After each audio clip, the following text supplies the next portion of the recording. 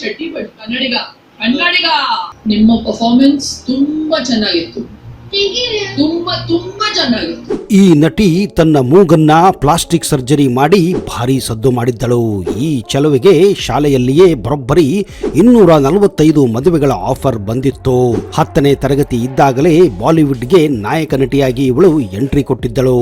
ಇವಳನ್ನು ಮದುವೆ ಆಗಲು ಒಬ್ಬ ಆಗರ್ಭ ಶ್ರೀಮಂತ ಇಂಗ್ಲೆಂಡ್ ಅನ್ನೇ ಬಿಟ್ಟು ಭಾರತದಲ್ಲಿ ಅಮಿತಾಬ್ ಬಚ್ಚನ್ ಬಂಗಲೆ ಎದುರುಗಡೆ ಇವಳಿಗಾಗಿ ಬಂಗಲೆ ಖರೀದಿ ಮಾಡಿದ್ದ. ಇವಳ ಮನೆಯಲ್ಲಿ ಬರೋಬ್ಬರಿ 27 ಬೆಡ್ರೂಮ್ಗಳು, ದೇವಸ್ಥಾನ, ಸ್ವಿಮ್ಮಿಂಗ್ ಪೂಲ್, ಸಿನಿಮಾ ಥಿಯೇಟರ್ ಎಲ್ಲವೂ ಇದೆ. ಹೌದು ಸ್ನೇಹಿತರೆ, ಈಗಾಗಲೇ ನೀವು ಆ ಕರಾವಳಿ ಬೆಡಗಿ ಕನ್ನಡತಿ ಯಾರು ಅಂತ ಊಹೆ ಮಾಡಿರಬಹುದು. ಹೌದು, ಅವಳೇ 5 ಅಡಿ 7 ಇಂಚಿನ ಸುಂದರಿ ಶಿಲ್ಪಾ ಶೆಟ್ಟಿ. ಏಪ್ರಿಲ್ 15, 2007 ದೆಹಲಿಯಲ್ಲಿ ನಡೆದ ಕಾರ್ಯಕ್ರಮ ಸಂದರ್ಭದಲ್ಲಿ ರಿಚರ್ಡ್ ಗೇರ್ ಎನ್ನುವ ಹಾಲಿವುಡ್ ನಟ ಸ್ಟೇಜ್ ಮೇಲೆಯೇ ಕಾರ್ಯಕ್ರಮ ಮಧ್ಯದಲ್ಲಿಯೇ ಶಿಲ್ಪಾ ಶೆಟ್ಟಿಗೆ ಚುಂಬನ ಮಾಡಿ ಭಾರಿ ಸದ್ದನ್ನೇ ಮಾಡಿದ್ದ. ಇದು ನಿಜಕ್ಕೂ ಆ ಸಮಯದಲ್ಲಿ ಭಾರಿ ಕಾಂಟ್ರವರ್ಸಿ ಆಗಿತ್ತು.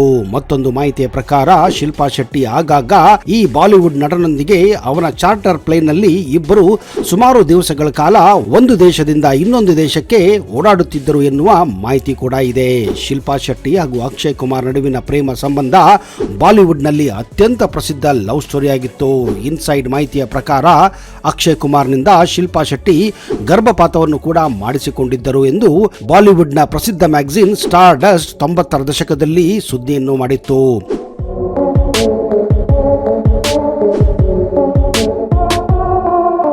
ಶಿಲ್ಪಾ ಶೆಟ್ಟಿ ತನ್ನ ಸ್ಲಿಮ್ ಹಾಗೂ ಟ್ರಿಮ್ ಫಿಗರ್ ನೊಂದಿಗೆ ತುಂಬಾ ಪಾಪ್ಯುಲರ್ ಆಗಿದ್ದಾರೆ. 50 ವಯಸ್ಸಿನ ಸುತ್ತಮುತ್ತ ಇರುವ ಶಿಲ್ಪಾ ಶೆಟ್ಟಿ ನೋಡಿದರೆ ಎಲ್ಲೋ 25 ವರ್ಷದ ವಯಸ್ಸಿನ ಹುಡುಗಿ ಹಾಗೆ ಕಾಣುತ್ತಾರೆ. ಈ ಒಂದು ರಹಸ್ಯದ ಬಗ್ಗೆ ಅವರಿಗೆ ಕೇಳಿದಾಗ ಅವರು ಹೇಳಿದ್ದು ಯೋಗ ಯೋಗ ಯೋಗ. 2000 ಇಸ್ವಿಯಲ್ಲಿ ಅವರು ಪ್ರಸಾರ ಮಾಡಿದ ಯೋಗ ಫಾರ್ ಫಿಟ್ ಅನ್ನುವ ಸಿಡಿ ವಿಶ್ವಾದ್ಯಂತ ಭಾರಿ ಸದ್ದನ್ನೇ ಮಾಡಿತ್ತು. ಇವರನ್ನು ಫಿಟ್ನೆಸ್ ಸ್ಟಾರ್ ಅಂತ ಕೂಡ ಕರೆಯುತ್ತಾರೆ. ಶಿಲ್ಪಾ ಶೆಟ್ಟಿ ಕೂಡ ತಮ್ಮ ಫಿಗರ್ ಈ ರೀತಿ ಇರಲು ಮುಖ್ಯ ಕಾರಣ ತಾವು ಬಳಸುವ ಡಯಟ್ ಮತ್ತು ಯೋಗ ಅನ್ನುತ್ತಾರೆ.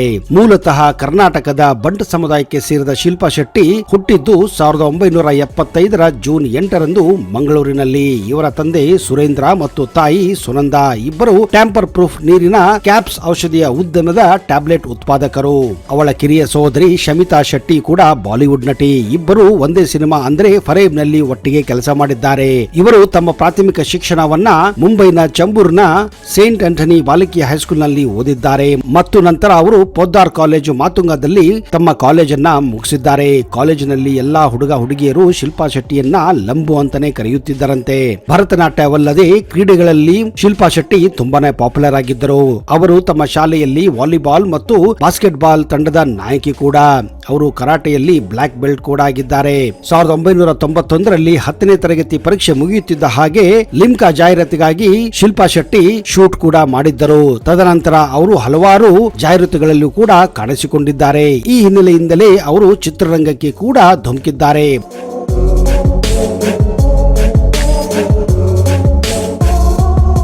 ಬಾಲಕಿಯಾಗಿ ಶಿಲ್ಪಾ ಶೆಟ್ಟಿ ಕೆಲವು ಮಾಡೆಲಿಂಗ್ ಮಾಡಿದ್ದಾರೆ ಮತ್ತು ಟೆಲಿವಿಷನ್ ಜಾಹೀರಾತುಗಳಲ್ಲಿ ಕೂಡ ಕಾಣಿಸಿಕೊಂಡಿದ್ದಾರೆ. ಶಿಲ್ಪಾ ಶೆಟ್ಟಿ ತಮ್ಮ ವೃತ್ತಿ ಜೀವನವನ್ನ ಕೇವಲ 16ನೇ ವಯಸ್ಸಿನಲ್ಲಿ 1993ರ ಬಾಜಿಗಾರ್ ಚಿತ್ರದ ಮೂಲಕ ತಮ್ಮ ವೃತ್ತಿ ಜೀವನವನ್ನ ಆರಂಭಿಸಿದ್ದಾರೆ. ಚೊಚ್ಚಲ ಸಿನಿಮಾದಲ್ಲಿ ಅವರಿಗೆ 1993 ಎಂದು ಫಿಲ್ಮ್ ಫೇರ್ ಅವಾರ್ಡ್ ಕೂಡ ಸಿಕ್ಕಿದೆ. ಈ ಚಿತ್ರದಲ್ಲಿ ಮೊದಲು ಶಿಲ್ಪಾ ಶೆಟ್ಟಿ ಸ್ವಿಮ್ಮಿಂಗ್ ಡ್ರೆಸ್ ಹಾಕಲು ನಿರಾಕರಿಸಿದ್ದರು. ಆದರೆ ಒಂದು ವೇಳೆ ಸ್ವಿಮ್ಮಿಂಗ್ ಡ್ರೆಸ್ ಹಾಕಲಿಲ್ಲ ಅಂದ್ರೆ ಆ ಚಿತ್ರದಿಂದ ಕೈ ಬಿಡಲಾಗುವುದು ಎಂದು ಹೇಳಿದಾಗ ಮನಸ್ಸಿಲ್ಲದರೂ ಕೂಡ ಸ್ವಿಮ್ಮಿಂಗ್ ಸೂಟ್ ಹಾಕಬೇಕಾಗಿತ್ತು.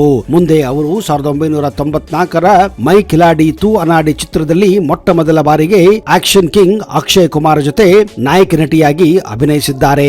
ಇಲ್ಲೇ ನೋಡಿ, ಅಕ್ಷಯ್ ಕುಮಾರ್ಗೂ ಹಾಗೂ ಶಿಲ್ಪಾ ಶೆಟ್ಟಿಗೆ ಮೊಟ್ಟ ಮೊದಲ ಬಾರಿಗೆ ಪ್ರೇಮಾಂಕುರವಾಗಿದ್ದು. ಮುಂದೆ ಅವರು 5 ವರ್ಷಗಳ ಕಾಲ ಹಲವಾರು ಚಿತ್ರಗಳಲ್ಲಿ ನಟಿಸಿದ್ದಾರೆ. ಆದ್ರೆ ಎಲ್ಲಾ ಸಿನಿಮಾಗಳು ಹೆಚ್ಚಾಗಿ ಫ್ಲಾಪ್ ಆಗಿದ್ದವು. ಆದ್ರೆ 2000 ಇಸ್ವಿಯಲ್ಲಿ ದಡಕನ್ ಚಿತ್ರದ ಮೂಲಕ ಮತ್ತೆ ಅವರು ತಮ್ಮ ವೃತ್ತಿ ಜೀವನದ ಉತ್ತುಂಗಕ್ಕೆ ಏರಿದ್ದರು. 2007ರಲ್ಲಿ ಬ್ರಿಟನ್ ನಲ್ಲಿ ಪ್ರಸಾರವಾದ British reality television serial celebrity big brother show ಗೆಲ್ಲುವ ಮೂಲಕ ಇಂಗ್ಲೆಂಡ್ ನಂತಹ ದೇಶದಲ್ಲಿಯೂ ಭಾರತ ಹೆಮ್ಮೆ ಪಡುವಂತಹ ಮಾಡಿದ ಮೊದಲ ಭಾರತೀಯ ಮಹಿಳೆ ಶಿಲ್ಪಾ ಶೆಟ್ಟಿಯಾಗಿದ್ದಾರೆ.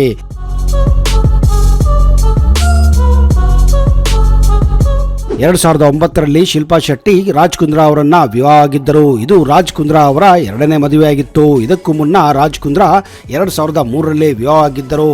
ಆದರೆ 2006ರಲ್ಲಿ ವಿಚ್ಛೇದನ ಪಡೆದಿದ್ದರು. ಶಿಲ್ಪಾ ಶೆಟ್ಟಿ ಅವರನ್ನು ಮದುವೆಯಾದ ನಂತರ ರಾಜ್ ಕುಂದ್ರಾ ಅವರ ಮಾಜಿ ಪತ್ನಿ ಕವಿತಾ ಕುಂದ್ರಾ ಅವರ ವಿರುದ್ಧ ಹಲವಾರು ಆರೋಪಗಳನ್ನು ಕೂಡ ಮಾಡಿದ್ದರು. 2006ರಲ್ಲಿ ಶಿಲ್ಪಾ ಶೆಟ್ಟಿ ಹಾಗೂ ರಾಜ್ ಕುಂದ್ರಾ ಇಬ್ಬರು ಲಂಡನ್ ನಲ್ಲಿ ಭೇಟಿಯಾಗಿದ್ದರು.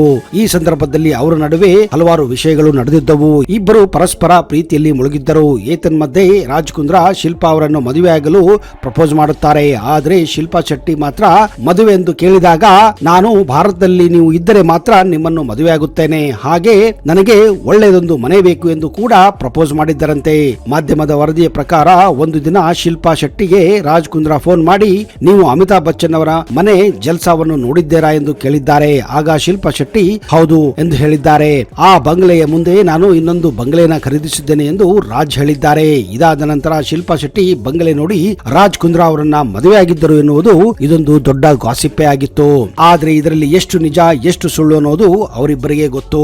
ರಾಜ್ಗೂ ಮುನ್ನ ಶಿಲ್ಪಾ ಶೆಟ್ಟಿ ಹಲವಾರು ತಾಯರ ಜೊತೆ ಡೇಟಿಂಗ್ ಕೂಡ ಮಾಡಿದ್ದರು. ಒಂದು ಕಾಲದಲ್ಲಿ ಶಿಲ್ಪಾ ಶೆಟ್ಟಿ ಮತ್ತು ಬಾಲಿವುಡ್ ನ ಕಿಲಾಡಿ ಕುಮಾರ್ ಅಂದ್ರೆ ಅಕ್ಷಯ್ ಕುಮಾರ್ ನಡುವಿನ ಸಂಬಂಧ ಇಡೀ ಬಾಲಿವುಡ್ ನಲ್ಲಿ ಜೋರಾಗಿತ್ತು.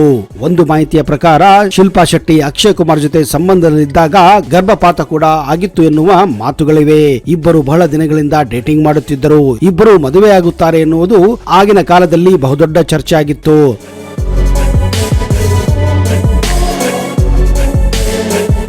ಆದ್ರೆ ಒಂದು ಕ್ಷುಲ್ಲಕ ಕಾರಣಕ್ಕಾಗಿ ಇಬ್ಬರ ನಡುವೆ ಬ್ರೇಕಪ್ ಆಗುತ್ತದೆ. ಮುಂದೆ ಅವರು ರಾಜ್ ಕುಂದ್ರಾ ಅವರನ್ನ ಮದುವೆ ಆಗಿ ಈಗ ಆರಾಮವಾಗಿ ಮುಂಬೈಯಲ್ಲಿ ಸೆಟಲ್ ಆಗಿದ್ದಾರೆ. ಶಿಲ್ಪಾ ತಮ್ಮ ಇಡೀ ಕುಟುಂಬದೊಂದಿಗೆ ಜೂದಲ್ಲಿರುವ ಐಷಾರಾಮಿ ಬಂಗಲೆಯಲ್ಲಿ ವಾಸವಾಗಿದ್ದಾರೆ. ಮಾಧ್ಯಮದ ಪ್ರಕಾರ ಈ ಸುಂದರ ಮತ್ತು ಐಷಾರಾಮಿ ಆಸ್ತಿಯ ಬೆಲೆ 89 ಕೋಟಿಗಿಂತಲೂ ಹೆಚ್ಚಿದೆ. ಮನೆಯಲ್ಲಿ ಬರೋಬ್ಬರಿ 27 ಬೆಡ್ರೂಮ್ಗಳು, 2 ಸ್ವಿಮ್ಮಿಂಗ್ ಪೂಲ್ಗಳು, 2 ಜಿಮ್ಗಳು, ದೇವಸ್ಥಾನ, yoga room, party hall, bar, mini theatre, children park, ಹೀಗೆ ಎರಡ ಸ್ನೇಹಿತರೆ, ಒಂದು ಐಷಾರಾಮಿ ಮನೆಯಲ್ಲಿ ಏನೆಲ್ಲ ಇರಬೇಕು ಅದೆಲ್ಲವೂ ಈ ಮನೆಯಲ್ಲಿವೆ. ಅಷ್ಟೇ ಅಲ್ಲ, ಶಿಲ್ಪಾ ಶೆಟ್ಟಿ ಭಾರತ ಸೇರಿದಂತೆ ಹಲವಾರು ದೇಶಗಳಲ್ಲಿ ಆಸ್ತಿಯನ್ನು ಹೊಂದಿದ್ದಾರೆ. ಐಷಾರಾಮಿ ಕಾರಿನ ಜೊತೆಗೆ ಸ್ವಂತ ವ್ಯಾನಿಟಿ ವ್ಯಾನ್ ಕೂಡ ಶಿಲ್ಪಾ ಬಳಿ ಇದೆ. ಶಿಲ್ಪಾ ತನ್ನದೇ ಆದಂತಹ ಖಾಸಗಿ ಜೆಟ್ ಅನ್ನು ಕೂಡ ಹೊಂದಿದ್ದಾರೆ.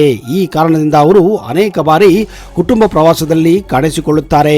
ಶಿಲ್ಪಾ ಶೆಟ್ಟಿ ಮುಂಬೈಯಲ್ಲಿ ವಾಸವಾಗಿದ್ದರು. ಬಾಲಿವುಡ್ ಚಿತ್ರದಲ್ಲಿ ನಟಿಸುತ್ತಿದ್ದರು. ಕನ್ನಡ ಮತ್ತು ತುಳು ಭಾಷೆಯನ್ನ ಅವರು ಆರಾಮವಾಗಿ ಮಾತನಾಡುತ್ತಾರೆ. ಅವರಿಗೆ ಕನ್ನಡ ನಾಡಿನ ಮೇಲೆ ಅತಿಯಾದ ಅಭಿಮಾನ ಕೂಡ ಇದೆ.